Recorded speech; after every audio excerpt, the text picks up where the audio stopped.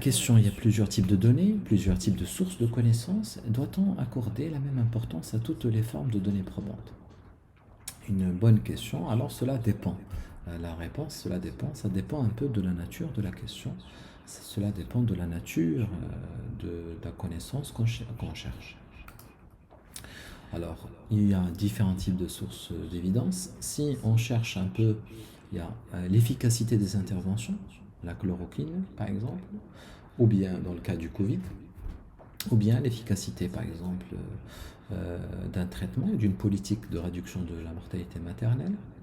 Il faut chercher un peu les revues systématiques. Si on est dans une étude managériale, organisationnelle, on aimerait comprendre qu'est-ce qui se passe, comment on mêle le changement dans une organisation, les données qualitatives prennent plus d'importance et les données comparatives aussi.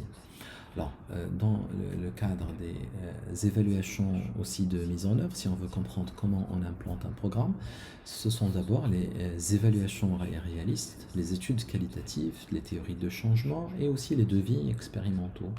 Donc, ils vont générer ces types de connaissances différents.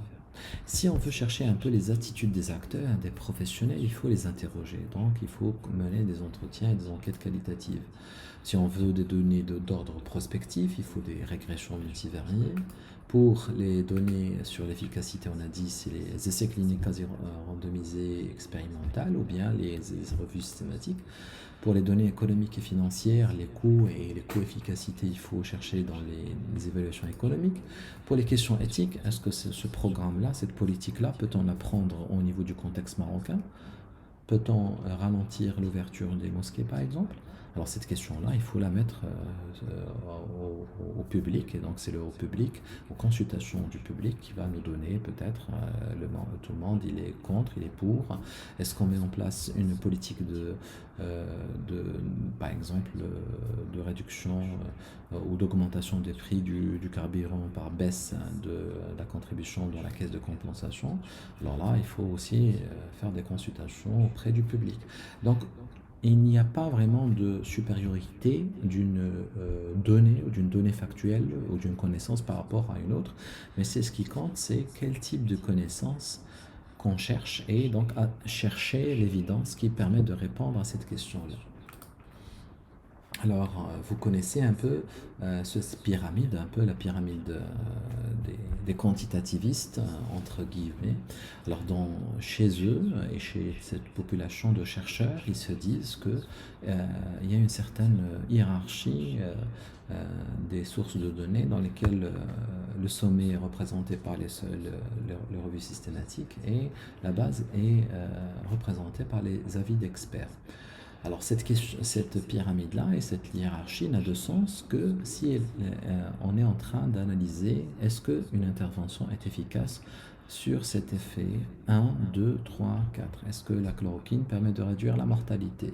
Et dans ce cadre-là, on ne peut y répondre de manière avec confiance que si on a une revue systématique d'essais cliniques randomisés. Aussi, on met en place des essais cliniques randomisés plusieurs avec une synthèse critique, une analyse de leur qualité, etc. Toujours est-il qu'une revue de plusieurs types d'essais cliniques est plus importante qu'un seul article. Ou là, une seule donnée d'un seul essai clinique randomisé. Et dans ce cadre-là, il y a plein d'éléments à prendre en considération pour juger de la qualité de la revue systématique.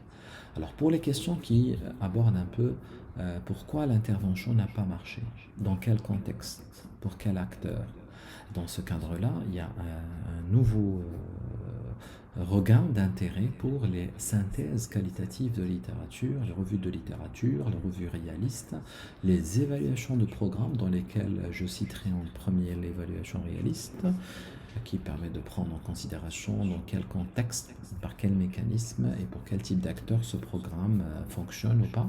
Et ensuite, les recherches aussi qualitatives qui prennent de l'ampleur. Et ici, vous voyez un peu un guide, un manuel qui est sorti par l'OMS et dans lequel il cite un peu un de mes articles sur la revue systématique, sur le leadership, la motivation des acteurs.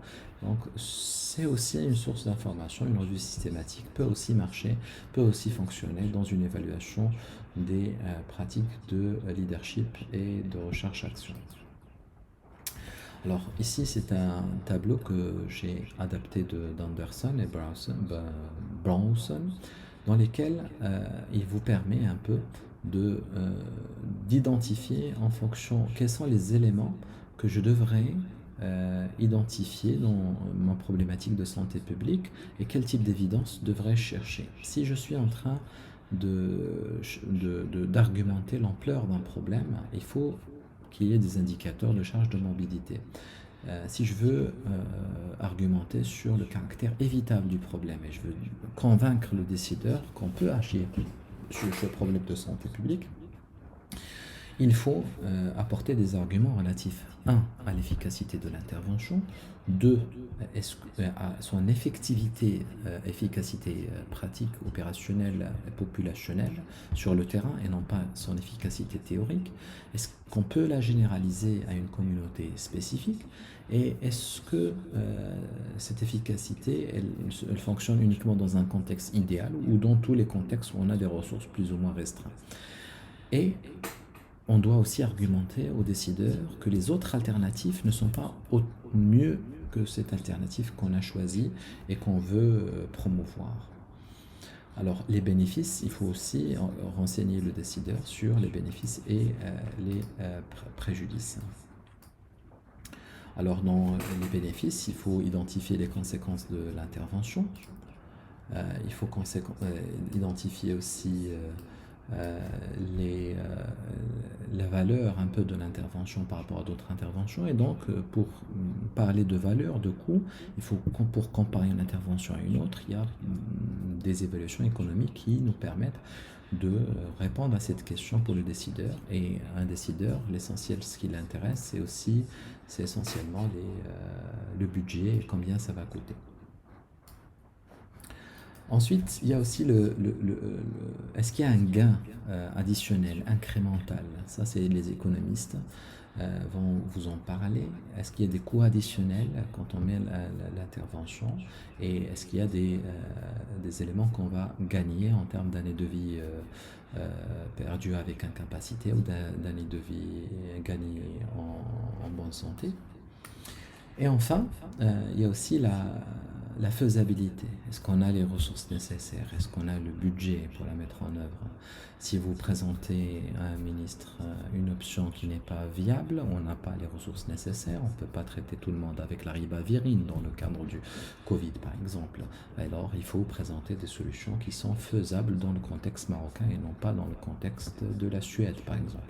Ensuite, il y a des questions relatives à l'acceptabilité par la population générale, la communauté. Donc là, c'est les enquêtes anthropologiques, sociologiques.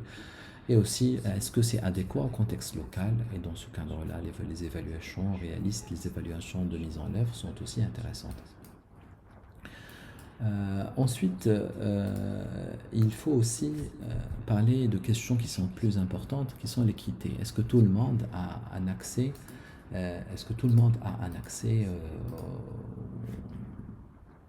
aux soins? Est-ce que les populations défavorisées ont accès aux soins? Est-ce que les ressources sont durables? Et ces questions-là, c'est vraiment les données probantes locales qui vont vous renseigner. Juste avant de terminer notre session, on a parlé un peu que la décision en santé publique dépend d'autres facteurs, des facteurs politiques, lobbying, jugement politique, valeurs sociétales, contexte environnemental, organisationnel et la nature aussi des ressources. Alors, je vais juste brièvement vous rappeler un peu le processus de décision et le processus de formulation d'une politique. Cela commence par l'identification d'un problème, un problème qui apparaît, qui est chez le décideur, à travers une interaction dans une zone, un rapport de la Cour des comptes qui met en exergue des défaillances majeures dans le système de santé, qui nécessite la refonte du système de santé au niveau d'une région donnée.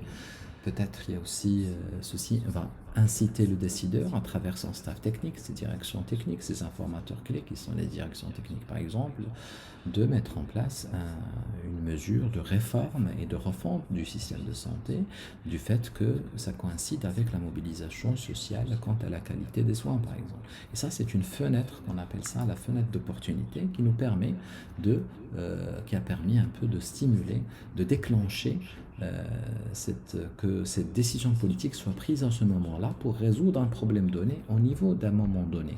C'est quelque chose qui est lié au temps.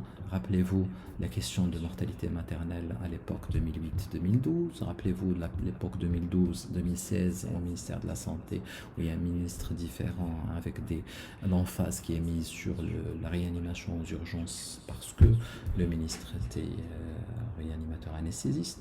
Donc tous ces éléments-là sont importants à prendre en considération. Le lobbying, les groupes d'intérêt, l'industrie pharmaceutique, hein, rappelez-vous un peu le débat politique autour du Covid, les médias qui interviennent avec les médias formels, informels, la distorsion de l'information avec les fake news, aussi les sollicitations, la mobilisation sociale, rappelez-vous la région du Nord, rappelez-vous certaines régions, les rapports de la Cour des comptes par exemple, rappelez-vous la synthèse sur la province d'Al-Hoceima, Manarat al-Mutawassit, des événements qui déclenchent un risque immédiat, la gravité, tous les individus sont concernés, et aussi les préférences des décideurs. Dans ces schémas que j'ai empruntés d'un livre, c'est un schéma qui parle un peu de l'association problème politique ou politique de santé qui est la solution et de la volonté et de l'engagement politique. À ce moment-là, c'est la fenêtre d'opportunité dans laquelle il y a vraiment une action pour changer les choses, c'est lorsqu'il y a une intersection entre la solution, le problème et la volonté politique. C'est les trois.